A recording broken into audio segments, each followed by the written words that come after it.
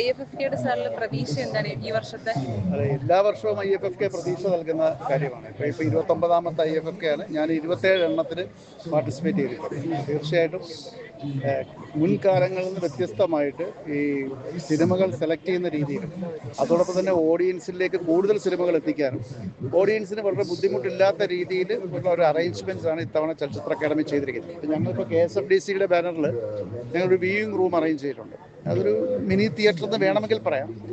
അത് തീർച്ചയായിട്ടും പ്രതിഭാധനരായിട്ടുള്ള ചലച്ചിത്ര പ്രവർത്തകരുടെ അവരുടെ സൃഷ്ടികൾ, അത് ഷോർട്ട് ഫിലിം ആവട്ടെ ഫീച്ചർ ഫിലിം ആവട്ടെ, അവർക്കിവിടെ രജിസ്റ്റർ ചെയ്തിട്ട് ഇപ്പം എല്ലാ പടങ്ങളും സെലക്ട് ചെയ്യപ്പെടണമെന്നില്ലല്ലോ.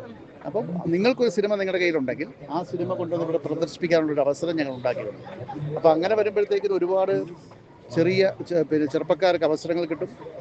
വർഷങ്ങളായിട്ട് സിനിമ എന്ന മോഹവുമായി നടക്കുന്നവർക്ക് അവിടെ പ്രദർശിപ്പിക്കാനുള്ള, അല്ലെങ്കിൽ അവർക്ക് മറ്റ് പ്ലാറ്റ്ഫോമുകളിലൊന്നും പോകാത്ത ഒരു സമയം ഈ IFFKയുടെ ടാഗോർ തിയേറ്ററിൻ്റെ പ്രൊമൈസസിൽ തന്നെയുള്ള KSFDCയുടെ വ്യൂയിങ് റൂമിലുള്ള സൗകര്യങ്ങൾ ഞങ്ങൾ ഉണ്ടാക്കിയിട്ടുണ്ട്. തീർച്ചയായിട്ടും മറ്റ് കാലങ്ങളിൽ നിന്ന് വ്യത്യസ്തമായിട്ടാണ്, വലിയ പ്രതീക്ഷയോടുകൂടിയാണ് ഇത്തവണത്തെ ഫെസ്റ്റിവൽ. ടോക്സിക് എന്ന് പറഞ്ഞ സിനിമ വന്നിട്ടുണ്ടെന്ന് പറഞ്ഞു, അത് കാണണം.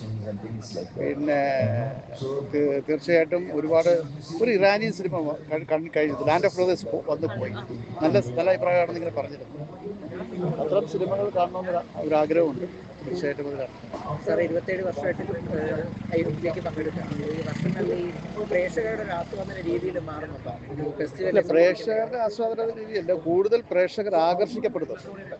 തീർച്ചയായിട്ടും അത് ഈ നമ്മുടെ ഒരു ഇന്റർനാഷണൽ ലെവലിലേക്ക് പോകത്തക്ക രീതിയിലാണ് നമ്മുടെ ഫെസ്റ്റിവൽ അണിയിച്ചൊരുക്കുന്നത്.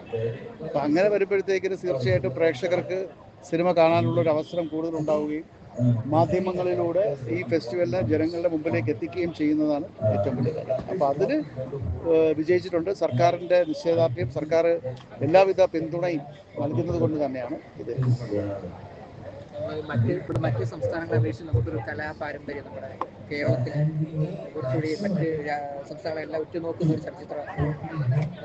അങ്ങനെ പറയാൻ പറ്റത്തില്ല. എല്ലാ സംസ്ഥാനത്തിനും അവരുടേതായിട്ടുള്ള കലാപാരമ്പര്യം. ഇപ്പോൾ തമിഴിനുള്ള കലാപാരമ്പര്യം വേറെ ആർക്കും. തമിഴ് കലാചാരം, അല്ലെങ്കിൽ തമിഴ് സംസ്കാരം എന്ന് പറയുന്നത് തന്നെ വളരെ നമ്മളവിടെ നിന്നാണല്ലോ വന്നത്. തീർച്ചയായിട്ടും മലയാളിയെ സംബന്ധിച്ചിടത്തോളം ഇതുപോലത്തുള്ള ഫെസ്റ്റിവൽ എപ്പോഴും അവർക്ക് പുതിയ നൂതനമായ ആശയങ്ങൾ പ്രദർശിപ്പിക്കാൻ, ഒരുപാട് ചെറുപ്പക്കാർക്ക് നൂതനമായ ആശയങ്ങൾ അവരുടെ സിനിമകളിലൂടെ പ്രദർശിപ്പിക്കാനുള്ള ഒരു അവസരം തുറന്നു കൊടുക്കുന്നു എന്നുള്ളതാണ്. അപ്പോൾ തീർച്ചയായിട്ടും അതൊരു വൈഡ് സ്പ്രെഡായിട്ട് സിനിമകൾ ചെയ്യാനുള്ള അവസരം. അനുരാഗ് കശ്യപിനെ പോലുള്ള ആൾക്കാരൊക്കെ മലയാള സിനിമയൊക്കെ അനുരാഗ് കശ്യപ് ഇന്ന് പ്രശംസിച്ചല്ലേ. അതിനൊക്കെ മുമ്പ് ശ്യാംബനകൾ ഉൾപ്പെടെയുള്ളവർ, ഈവൻ സത്യജിത്ത് ഉൾപ്പെടെയുള്ളവരൊക്കെ മലയാള സിനിമയെ പ്രകീർത്തിച്ച് സംസാരിച്ചിട്ടുണ്ട്. ഇപ്പോൾ യവനിക പോലെ, KG സാറിൻ്റെ യവനിക പോലെ ഒരു സിനിമ മലയാള സിനിമയുടെ ഒരു ടെക്സ്റ്റ് ബുക്കാണ്. ഇപ്പോൾ റാഷോമോൺ അറിയാമല്ലോ, അക്വിനോ കുറോസോവയുടെ റാഷോമോൺ പോലെയുള്ള റിവേഴ്സ് സ്ക്രിപ്റ്റിങ്ങിൻ്റെ ഒരു കാലഘട്ടം ലോകത്തിന് പരിചയപ്പെടുത്തിയത് പോലെ KG ജോർജ് എന്നുള്ള മാസ്റ്റർ ക്രാഫ്റ്റ്മാൻ മലയാളത്തിൽ യവനിക പോലെയുള്ള സിനിമകൾ എടുത്ത് കാണിച്ചാണ്. അപ്പോൾ മലയാളത്തിൽ അത്തരം സിനിമകളൊക്കെ നേരത്തെ വന്നിട്ടുണ്ട്.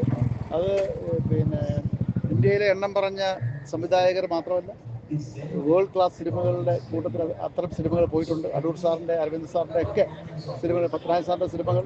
അപ്പോൾ സ്വാഭാവികമായിട്ടും മലയാളത്തിൻ്റെ പെരുമ ഇന്ന് തുടങ്ങിയതല്ല, ഇന്നൊരു സുപ്രഭാതത്തിൽ തുടങ്ങിയതല്ല. അനുരാഗ് കശ്യപിനെ പോലെയുള്ള പ്രതിഭാധനരായിട്ടുള്ള കലാകാരന്മാർ നമ്മളെ പ്രശംസിക്കുമ്പോൾ ഒരു മലയാളി എന്ന നിലയിൽ, ഒരു മലയാളി സിനിമാ പ്രവർത്തകർ എന്ന നിലയിൽ സന്തോഷം.